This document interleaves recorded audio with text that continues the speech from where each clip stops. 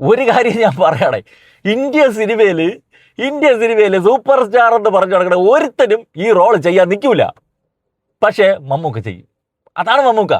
നമ്മൾ എത്ര സിനിമയിൽ സൈക്കോപാത്ത് വില്ലന്മാരെ കണ്ടിട്ടുണ്ട്. അവന്മാർ വില്ലനിസം ടെററിസം കണ്ട് നമ്മൾ ദേഷ്യപ്പെട്ട് ഇരുന്നിട്ടുണ്ട്, സമ്മതിച്ച്. പക്ഷെ മമ്മൂക്ക ചെയ്യുമ്പം അതിൻ്റെ അഭിനയം കണ്ട് നമ്മൾ ഉടനീളം രോമാഞ്ചം അടിച്ചുകൊണ്ടിരിക്കുകയാണ്. അയാൾ ചെയ്യുമ്പോൾ അത് വേറെ ലെവലിൽ പുള്ളി ആസ്വദിക്കുകയാണെന്നേ. പുള്ളി ഓരോ സീൻ വരുമ്പോഴും ആസ്വദിച്ച് അങ്ങ് ചെയ്യുന്നത് നമുക്ക് ഫീൽ ചെയ്യും. അതിൻ്റെ ഒരു ആനന്ദം, എക്സ്ട്രീം പെർഫോമൻസ്. ചില സംഭവങ്ങളുണ്ട്, സിഗരറ്റ് വലിച്ചുകൊണ്ടിരിക്കുന്ന സമയത്ത് വേറെ കുറച്ച് കാര്യങ്ങൾ ആക്ടിവിറ്റീസ് ചെയ്തുകൊണ്ടാണ് പുള്ളി ചെയ്യുന്നത്. അത് അവിടെയൊക്കെ കൊടുത്തിട്ട് എൻ്റെ പൊന്നളിയാ, ഇത് എത്ര പടത്തിൽ ഇയാളെ കണ്ടിട്ടുണ്ട്. ഇത് ഓസ്ലർ സിനിമ വന്ന്, ഓസ്ലറിനകത്ത് മമ്മൂക്കയാണല്ലോ വില്ലൻ, ഇപ്പോൾ ഇത്തിരി ഒന്ന് വിളിപ്പിച്ചേക്കാം എന്നൊരു പരിപാടി ഉണ്ടായിരുന്നു. ഇതിൽ അങ്ങനെയൊന്നുമില്ല. ഇത് എക്സ്ട്രീം സൈക്കോ വില്ലനിസം പരിപാടി സൈനഡ് മോഹൻ്റെ ഇത് വെച്ചിട്ട് തന്നെയാണ് ചെയ്തിരിക്കുന്നത്.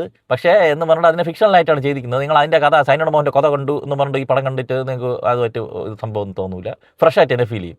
ജിതിൻ കെ ജോസ് ആണ് സംവിധാനം ചെയ്തിരിക്കുന്നത്. കുറുപ്പിൻ്റെ റൈറ്റർ. കുറുപ്പ് എനിക്ക് വലിയ ദഹിച്ച പടമൊന്നുമല്ല. ഇതിൽ ഇയാളെ സ്റ്റോറി ടെല്ലിങ് ഒരു 8 ഇതായിട്ട് ചാപ്റ്റേഴ്സായിട്ടാണ് ഈ സിനിമ ചെയ്തിരിക്കുന്നത്. ഓരോ ചാപ്റ്ററിൽ എന്താണ് നടക്കാൻ പോകുന്നതിൻ്റെ സൂചന നമുക്ക് അവിടെ തന്നിരിക്കും. പ്രഡിക്റ്റബിൾ, ഈ സമയത്ത് ഇതാണ് നടക്കുന്നത്. പക്ഷേ അത് എങ്ങനെ എക്സിക്യൂട്ട് ചെയ്ത് അതിൻ്റെ ഒരു ബ്രില്യൻസ് ഇയാൾ ചെയ്തിട്ടുണ്ട് ഇതിൻ്റെ ഡയറക്ഷനിൽ. അവിടെയാണ് ഈ സിനിമയുടെ എക്സിക്യൂഷൻ്റെ മികവും നമുക്ക് ആസ്വാദനത്തിൽ മറ്റൊരു തലം കൊണ്ടുവരാനും സാധിക്കുന്നതെന്ന് നമുക്ക് പറയാം. എൻ്റെ വീഡിയോ ഒരുപാട് താമസിച്ച് നിങ്ങൾ രാവിലെ വെയിറ്റ് ചെയ്തിട്ടുണ്ടെന്ന് എനിക്കറിയാം. നമുക്കിത് മാത്രമല്ല തൊഴിൽ, വേറെയും കുറച്ച് കാര്യങ്ങളൊക്കെ ഉണ്ടല്ലോ, കുറച്ച് തിരക്കായിപ്പോയി.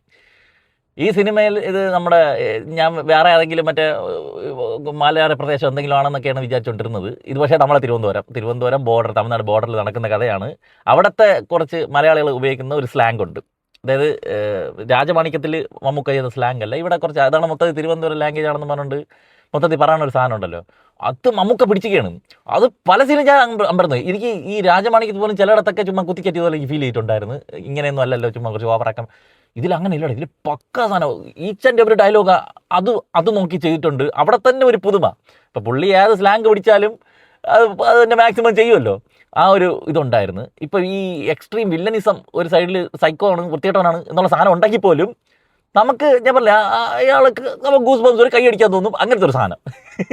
അതെന്ന് പറഞ്ഞാൽ ക്യാരക്ടറിനെ ഒരിടത്തും ഗ്ലോറിഫൈ ചെയ്യുന്നുമില്ല. അതിൻ്റെ വില്ലനിസം ഉണ്ട്, ഇയാളെ പിടിക്കപ്പെടണം, ഇയാളെ ശിക്ഷിക്കപ്പെടണം നമുക്ക് ഫീൽ ചെയ്യുന്നുണ്ട്. പക്ഷേ അത് മമ്മൂക്കയാണ്. ആ ഒരു കോൺഫ്ലിക്റ്റ് ഉണ്ട്. ആ കോൺഫ്ലിക്റ്റ് മനോഹരമായിട്ട് എക്സിക്യൂട്ട് ചെയ്തിട്ടുണ്ട്. പിന്നെ ഈ പടത്തിൻ്റെ ഇത് പറഞ്ഞു കഴിഞ്ഞാൽ ഒരു ഇൻവെസ്റ്റിഗേഷൻ പടം തന്നെയാണ്. ഇതിൻ്റെ നമുക്ക് ആദ്യമേ വില്ലൻ ആര്, എന്താണ് ചെയ്തത് എല്ലാം നമുക്ക് മനസ്സിലാക്കി തരും. എന്നിട്ട് അയാൾ എങ്ങനെ പിടിക്കുന്നു എന്നുള്ള സംഭവമാണ് കാര്യം. സാധാരണ സിനിമയിൽ സെക്കൻഡ് ഹാഫ് കഴിഞ്ഞിട്ടേ അത് വരുള്ളൂ. ഇത് തുടക്കം പോലെ എന്താണെന്നുള്ളത് പറയാനുണ്ട്. പക്ഷെ പിടിക്കപ്പെടൂലേ എന്നുള്ള കുറേ ട്വിസ്റ്റുകളും ചേർത്ത് അതിനെ സമ്പന്നമാക്കി വെച്ചിട്ടുണ്ട്. നമ്മൾ പ്രതീക്ഷിക്കാത്ത സ്ഥലങ്ങളിൽ പ്രതീക്ഷിക്കാത്ത സാധനങ്ങൾ വരുമ്പോഴുള്ള ഒരു ഹൈ മൊമെൻറ്റ് സിനിമയ്ക്കകത്തുണ്ട്. സെക്കൻഡ് ഹാഫ് വരുന്ന സമയത്ത് കുറച്ച് നീണ്ടുപോയി, കുറച്ച് സീനുകൾ, അതുപോലെ കുറച്ച് ഒരു ഫൈറ്റ് ഉണ്ട്. പിന്നെ നമുക്ക് കുറ്റം പറയാൻ പറ്റില്ല, പ്രായങ്ങളൊക്കെ ഉണ്ട്. അപ്പോൾ അതൊക്കെ ഒരു ഫാക്ടറാണ്. നമുക്ക് നമ്മളൊക്കെ ഈ പ്രായത്തിൽ അയച്ച് നടക്കുമോ എന്നുള്ള പോലും അറിഞ്ഞുകൂടാ, ആ പ്രായം ഉണ്ടായിരിക്കുമോ പോലും അറിഞ്ഞുകൂടാ. അപ്പം ആ സമയത്താണ് മമ്മൂക്ക ഇങ്ങനെ പെർഫോം ചെയ്യണമെന്ന് പറയുമ്പോൾ എനിക്ക് ഭയങ്കര സന്തോഷം, ഭയങ്കര അഭിമാനം. ഞാൻ പറഞ്ഞില്ല, ഇത് വേറെ ആരും ചെയ്യൂടാ, ഇത് വേറെ ആരും ചെയ്യാൻ നിൽക്കില്ല. ഈ സിനിമയിലെ കഥാപാത്രത്തിന് ഇൻസ്റ്റിങ്ക്റ്റ് മൂത്ത് പ്രാന്തായതാണെങ്കിൽ ഈ മനുഷ്യൻ അഭിനയം മൂത്ത് പ്രാന്തായതല്ല. അയാൾ ഏത് എക്സ്റ്റെൻറ്റ് വരെയും അയാൾ പോകുമെന്നുള്ളതാണ്. എല്ലാ വർഷവും ഓരോ അവാർഡ് വാങ്ങിച്ച് പിടിക്കണമെന്നുള്ള നിർബന്ധമുണ്ടെന്ന് തോന്നുന്നു, എന്താണെന്ന് എനിക്ക് അറിഞ്ഞുകൂടാ.